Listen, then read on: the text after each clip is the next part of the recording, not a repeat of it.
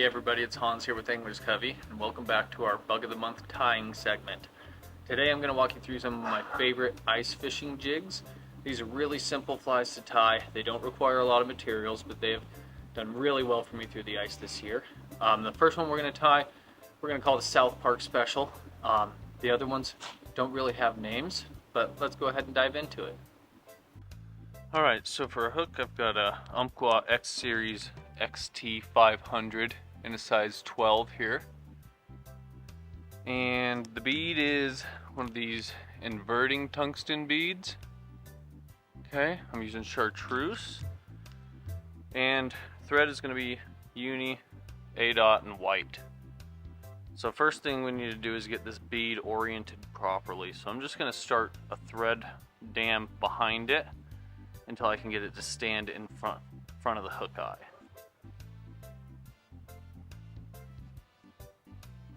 I'm just going back and forth building up this thread dam until the bead's going to sit how I want it to. And then I'm going to trim off my tag. We're going to douse this with some super glue. This is going to help just make this thread base behind it kind of like rock solid. Keep the bead from spinning around on us here. So add some super glue, keep building up that thread dam. We're going to make this thing nice and big to make sure that bead stays in place.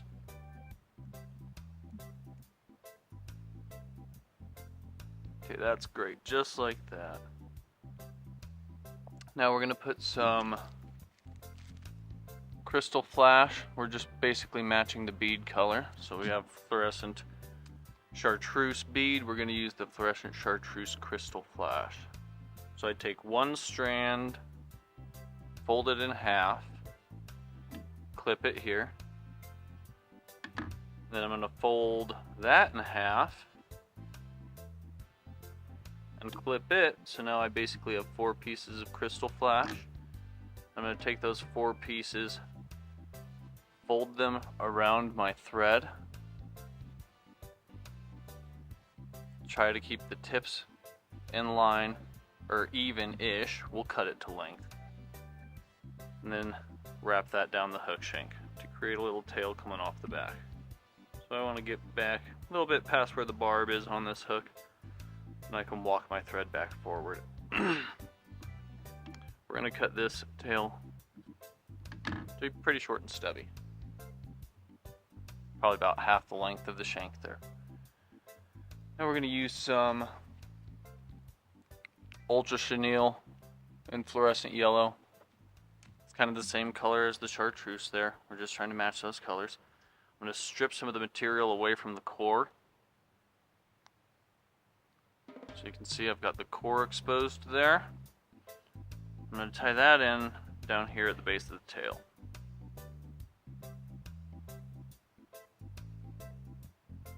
And secure it with nice tight wraps.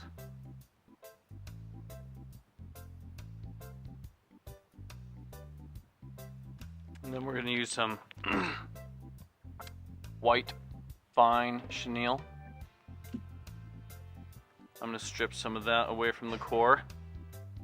So you can see there I have that core exposed. I'm just going to tie that core in. Again, right here at the base of the tail. With nice couple solid wraps. Wrapping down all those butt ends. And walk my thread forward and get it behind the bead. Now I'm going to wrap this white chenille up the hook shank just to create a nice slim body.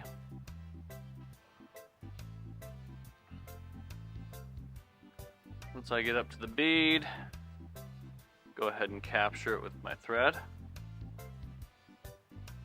3 turns on top of it, pull the chenille back, throw a couple wraps in front of it, and you can trim off. We'll take the Chartreuse chenille, we'll fold it over the back towards the bead. We're going to grab it with our thread just to create a little stripe on the back. 3 on top, 2 in front. Come in with the scissors, snip that off nice and close. That's basically the fly. Now this piece of chenille here will pull out if we don't super glue it. So I'm going to take that super glue. Instead of jabbing it in here, I'm just going to put it on my thread. Create these little super glue beads on the thread. Then I can wrap that, make sure I get some of it on the end of the chenille and in front of it. That'll glue that whole thing in. And then all we need here is a whip finish.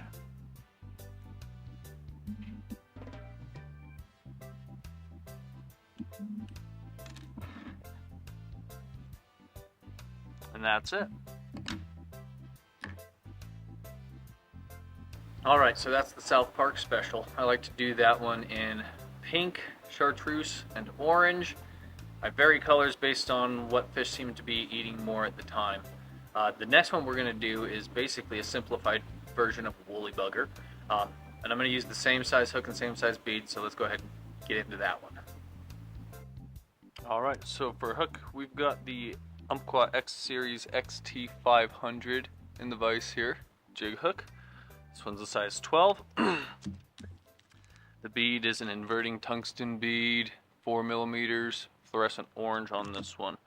The thread is also going to be fluorescent orange or fire orange, uni A-dot. So again, we're going to build this thread base behind the bead, a little thread dam to get it oriented so that it's facing in front of the hook eye. So I just kind of brace the bead with my finger while I'm holding the thread tag and build up this little thread dam here. Trim off my tag, then we're going to hit it with some super glue. Really try to make a rock solid little dam back here so the bead doesn't ever spin on us.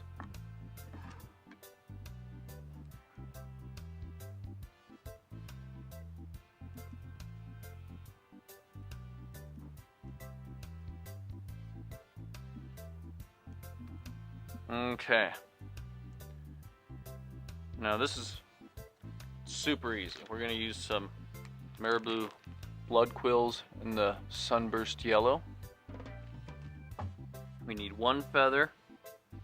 We're going to stroke the fibers towards the tip to get them all aligned, and we want that's going to be our tail. That's going to be about the length of the shank of the hook.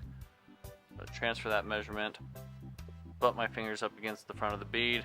That's about good, maybe a tad long, but that's okay. So I'll now move that measurement to my left hand. So I got my tail length dialed.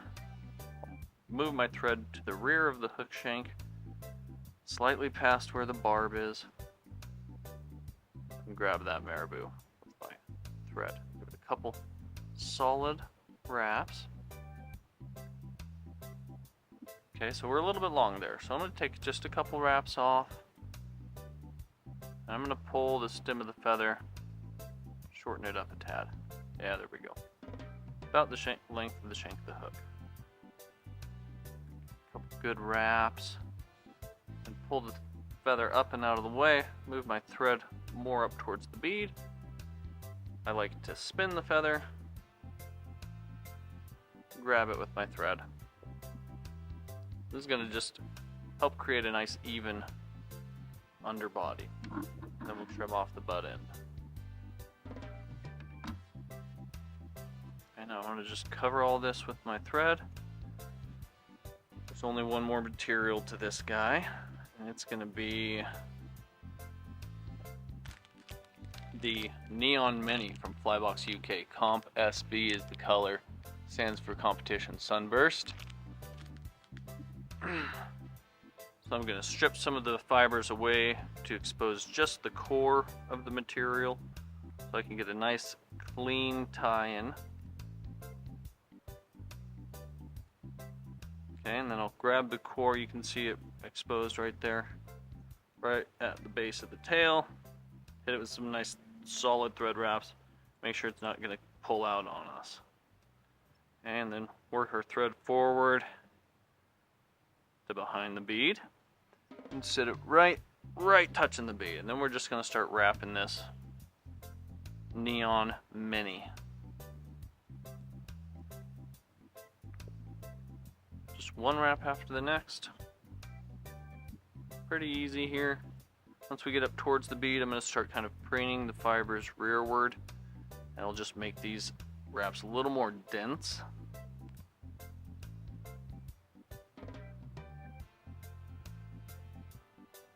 Tight wrap right behind the bead there. And I'm going to grab that with my thread. Kind of running my thread along the bead as I capture it so I don't capture any of the other fibers. And pull it back out of the way and take a couple wraps in front. You can trim that off. And then I'm going to go in with my super glue, put little super glue droplets on the thread, just basically brushing the thread. We've got these little super glued beads on there.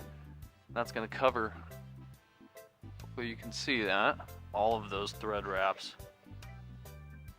After I get all those super glue beads on, I just come in with a whip finish here. That's going to hold solid. And then trim off our thread. That's it. I like to do this in chartreuse, orange, pink. I like the fluorescent colors.